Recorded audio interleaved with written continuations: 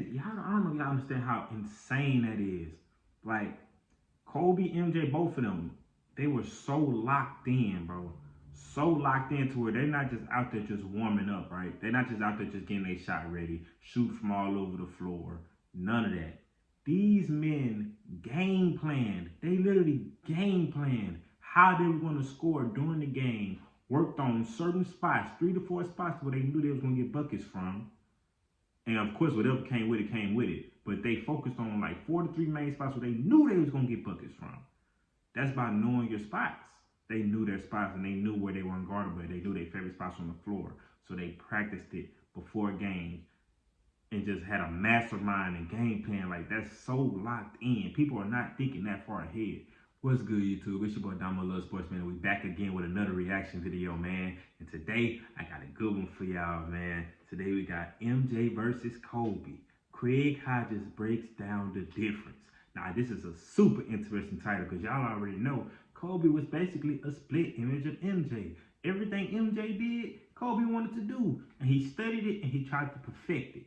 So this is going to be an interesting one, man. If you're new to the channel, go ahead, hit that subscribe button, man. If you love sports, this is the place for you. Make sure y'all smash that like button, man. Hit that like button with that 3-piece combo, man. That leg, thigh, and that biscuit for your boy. And without further ado, let's get right into this video, man. Yes, sir. That's when I was working with Kobe, I would have to remind him our word was extension, because Kobe shot so many balls, not just shooting them, but thinking about shooting them, that he was always on to the next one. And I'm like, no, bro, stay there with that one. Because when you did that, stay there till you see that shit go in. And then we off. And you go steal it and come back and do it again. You know what I'm saying? And again and again. Yeah. And that was the part that I loved with, working with him, was that his mental focus and his preparation before I go out there.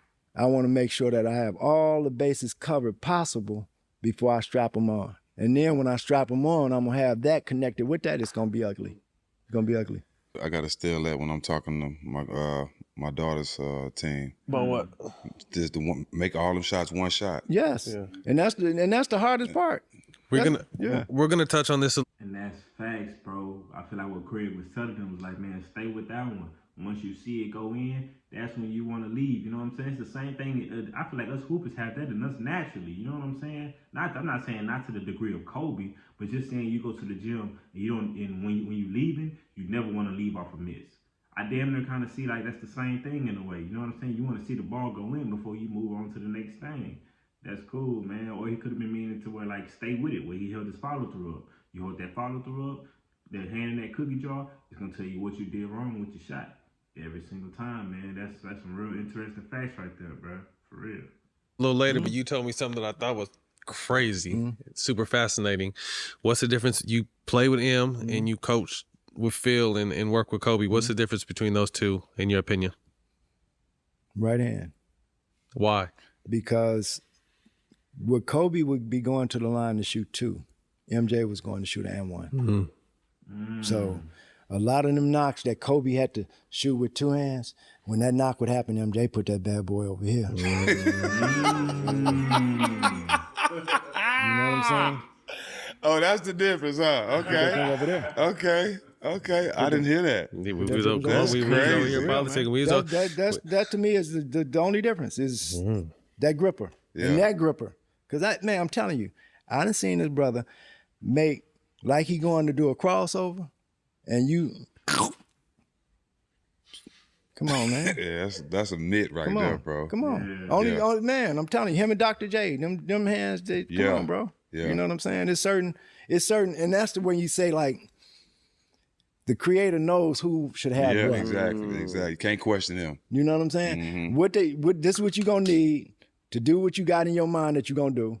And there it is. Go for it. And then you have Kobe, MJ, that injured Westbrook.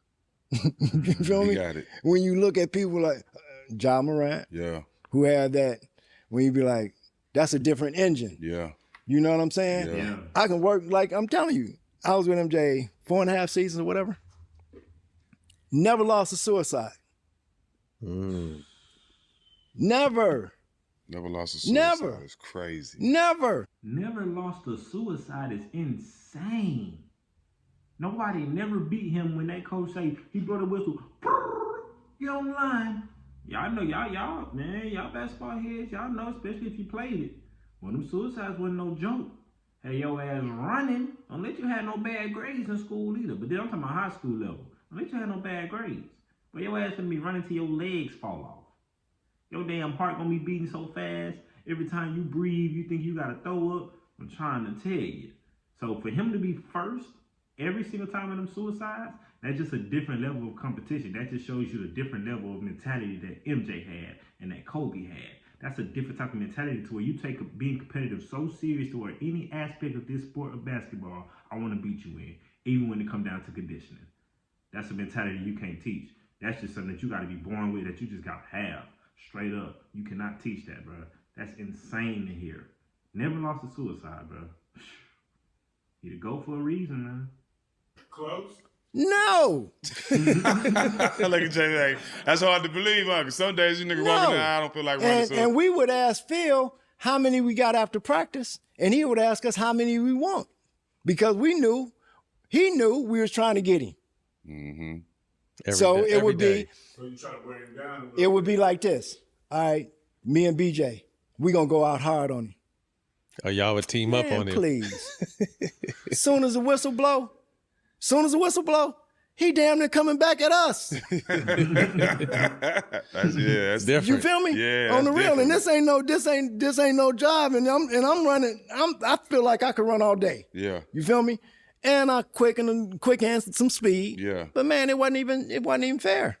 On the real. And I done seen, check this out. Kobe rehabbing. And we in Anaheim getting ready to play a preseason game, right? So going through our workout before the other team comes out. And then the other team get ready to come out. He's like, watch this, Hodge. I'm like, what? He's like, watch this. He get on the sideline and start running like he Usain Bolt up and down the sideline. Where the other team coming out to shoot, they can't even look. They looking at him. Because he running, like he eating the lines. You know what I'm saying? And that's the temperament that these young cats can talk about. Different. And you crazy. So when we got with the Lakers, we go to Hawaii for our first training camp. We on the plane. He tapped me on the shoulder. Man, when we get in, I want to have lunch with you. Okay. Get in, go downstairs, we have lunch. It was all about, man, how did MJ make people better? What was he like? And then I had never seen him practice.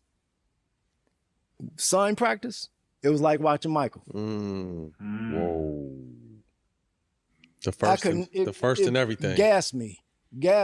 And mannerisms. Everything.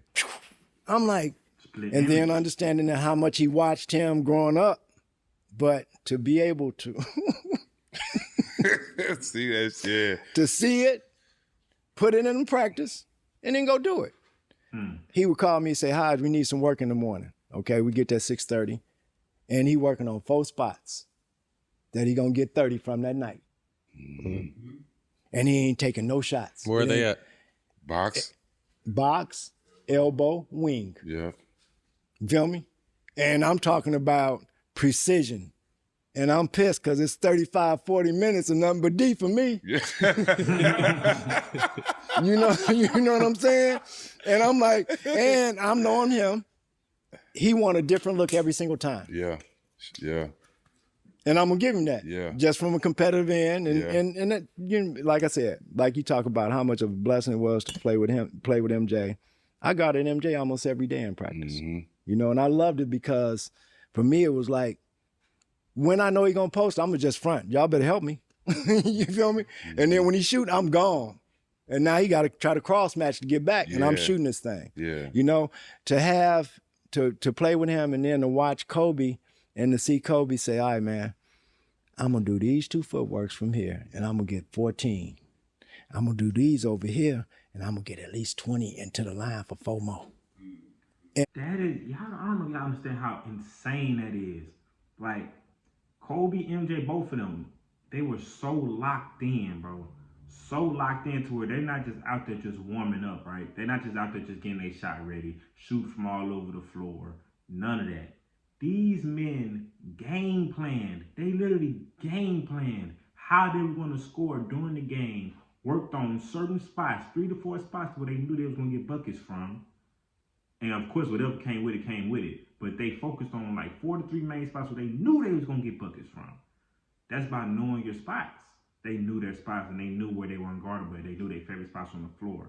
So they practiced it before games and just had a mastermind and game plan. Like, that's so locked in. People are not thinking that far ahead. People, of course, it's easy to think, I got a game today. Before the game, I'm going to get my shot warm. I'm going to work on my ball handling. I'm going to do some layup drills. You know what I'm saying? Do some little, you know what I'm saying? Stretch my body out. It's easy to think like that. But it's hard to specifically game plan. Okay, I'm gonna dissect it more. I'm gonna take a deep dive. You feel what I'm saying? Like, that's just a whole different level, bro. Them boys is game planning. Them boys is being real specific. They know what they want to do. They know certain footwork, certain movements that they want to do during the game that they know is going to work every time. They just know themselves and know their spots. And when you're a hard worker like both of them, like MJ and Kobe, you're going to know that. You're going to know your strengths. You're going to know your favorite spots on the court, especially when you, I can just imagine when you're in the lab as much as they are. So what you think will happen when they get in the real game? That's why they were so great. To us, it's our first time watching it, but we don't see the work they putting in. We don't see the hours and hours. We don't see like the inside of what like Craig Hodges is telling us. We don't see the deep dive in their mentality of what they used to do every time. We just watch the games. So we like, in our head, we're like, damn, how is he so damn good? How is he, damn, he's shooting that damn 3-ball like that, or damn, he love that post fadeaway, or damn, he do, whatever the case may be. We see that, but we don't see the work they put in to get to that. And from hearing stuff like this, it's just amazing, bro. It's amazing to see. It's just amazing to hear, bro. Straight up, man. These two dudes, MJ and Kobe, bro. It's insane, bro. And we go back, and it beat them spots. Beat them spots because he done looked and said, okay, this team got this type of D they going to throw at me. This team got this big down here, so I ain't going to be going down there. Game planning. And he too small with me. Did you go to, keep your training, did you go with us to Spain? No. You weren't there? No. So we was on the flight to Spain. I told this story before, but I just want to add on to what you're thinking when you talk about the way he looks at defense. So this is when everybody was asleep. He was on the big, huge plane with the families there and everything. And he has his headphones on, and I think he's over there rapping. So I'm going to go talk shit to him. I get up and there's like 30 different courts, and he's drawing where the defense is going to be. He's like, I don't look at the guy guarding me. I don't look at the help. I look at the third guy. Yes. This is where you guys are going to be open at. So he has some shit where LO is going to be open. Me, Steve Blake, Fish, Ron. I'm like, this nigga's a sicko. Because it's going to take 3 to stop him. A sicko. But then you talk about his kill spots on top of that, and I know how the defensive plays. Like when he's like, MB, this is where you're going to be open. This I'm not even worried about this guy. I'm looking at this, and I'm just like, oh, this dude is not. And then, I probably was a guy he wasn't worried about. And Tex Winter, I was too before I got on this team. What you mean? It's crazy. And that's when I got with the Lakers, Tex would tell me, man, I would have to tell Kobe to get out of my room because we watching film. And Kobe was like, the first time he watched film with Tex, he thought he was just going to watch film with him. He's like, nah, man, we watched the whole game, jump ball all the way to the end. Yeah. And he said how much that helped him make the game slow down. For Kobe? You know what I'm saying? And then you know too, man, when you got green light. Lime green. Shit different. Man, come on, man. Donnie Nelson gave me that. You know, and that's the part like when we were Doug Collins. Doug Collins was like this. And people was like, man, MJ shoot a lot. No, MJ just had to make one shot. Anybody, you make one shot, Doug coming back to the same play. That's old school basketball. He coming back to the same play twice. So you got 2 times to score again.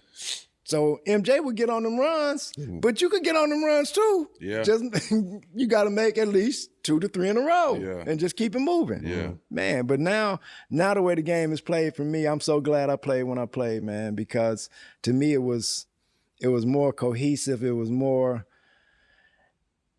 I'm going to say formalized basketball from the standpoint that it was a position game. to where now it seems like, you know, it's positionless. That if you can handle, regardless to your size, you're going to handle. You know, you look at Jokic and Luka, you know, they bring it. Man, he is 100% correct. In today's game, a big difference in basketball between like the 90s, the 80s, 90s, and like today's era, that is facts. The positions are damn near like, it's still a thing, don't get me wrong, but it's way different nowadays, bro. You got small forwards, you got power forwards, like he just explained, bro. You got all these people who can handle the ball, who they don't mind letting run the offense. But that's what your point guard is for, compared to in the 80s and 90s, to where the only person that's going to be bringing up that ball, unless you just, and even if you was a shooting guard that was real nice, at the same time, your point guard was still going to be the main person bringing up the ball. Nowadays, you got your small forward bringing up the ball. Most of the time, it's naturally whoever your best player is. And if he can handle the ball a little bit, he's going to be the one running the offense most of the time. So it kind of makes the point guard position pretty useless unless you're just a straight up shooter, because the point guard job is the one to set up the offense. But if you got somebody else doing your job, like I said, if you ain't elite at shooting, or if you ain't super athletic, it's gonna be kind of hard for you to even have a purpose on the court, which equals positionless. You know what I'm saying? So yeah, he's definitely correct on that, man. For real, positions definitely mattered back in the 80s and 90s era. So your size, you can shoot. Favorite part about coaching Kobe? Just to see how, like you were saying, how in your case, how he saw how to help you get off when you didn't have it in your hand. All right. And he told me, say, man, how I check this out. If I can get everybody to play at their greatest, not Kobe great, but their own, ain't nobody gonna beat us. And to me, that was something that I never would see MJ do. You feel me? If you got better with MJ, you got better. It wasn't never gonna be like, man, brother, where Kobe would give you kudos if you getting better. That I didn't see that. I didn't feel that with MJ. I was around him, and I seen how many players went the other direction because of how he demoralized them with his bravado. You know what I'm saying? Where it was unnecessary. You didn't have to do that to that brother, because it's and that's the thing, is that it's a certain and different mentality and personality that we deal with too. That some players are hardcore and can deal with it, but other players gonna back up and subside to it. Man, that was an amazing video, man. Man, the way he broke that down and the way that he had actual experience with both MJ and Cole, man, to break that down like that, man, that was amazing, bro. Rest in peace to Bean, man. First and foremost, man, R.I.P. Kobe Bryant, man. That was an amazing video, man. I ain't really got too much more to say. Let me know what y'all think about the video. Let me know what impressed y'all the most about hearing Craig Hodges dissect Kobe and Michael. Y'all let me know what y'all think, man. But if you're new to the channel, go hit that subscribe button, man. If you made this far in the video, make sure you hit that like button, man, because if you're looking at me bump my guns right now, that means you obviously enjoyed the video. And the best part about it, it's free 99. It's free 99. I promise you it's free 99. So go ahead and hit that like button for your boy. It's your boy Damo Love Sports, and I'm out this thing, man. Catch y'all in the next one. Peace.